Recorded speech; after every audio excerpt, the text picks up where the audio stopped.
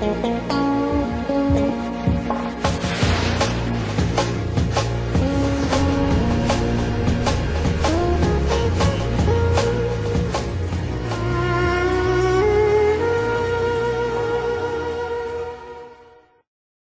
environment consists of all of the stages in our development prior to where we are, which include everything that went before, and also the situation that we find ourselves in at the moment. So let's just go over what our situation is in terms of where we came from.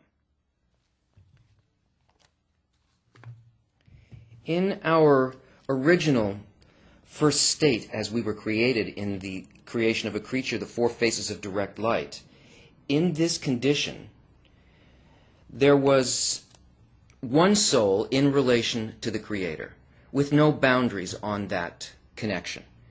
This is the collective soul, Adam Harishon, and actually this is the state we still live in, except that we have lost any sensation of our true condition.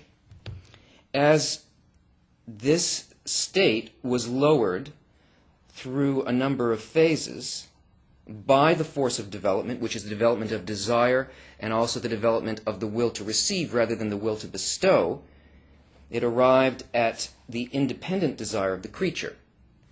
Now, this is reflected in our experience this way. This state is experienced rather as a kind of a matrix, a lattice that contains 600,000 independent parts, individual souls, all related to each other. The relationship one to another and the influence between them is enormous. They are all interrelated, actually, in the way that they were related in their original state. But the awareness of this relationship is lost to each of the individual parts. Anything that is done in one of these parts, which is an individual desire, is felt through this interconnection in every other part. That is, there is an influence, an enormous influence, that is felt throughout the entire system, given the condition or the interaction of the desire of any one of these. So nothing inside here actually functions as an individual. We perceive that it does. This is our sensation of it as a result of the hiddenness of our real state from us. And rather than feeling the interconnection, what we really feel is something more like this, that a person exists independent of others, right? And is a user and an exploiter of others. But really, the condition that we feel is more like this. I'll do it like that, connected to nothing.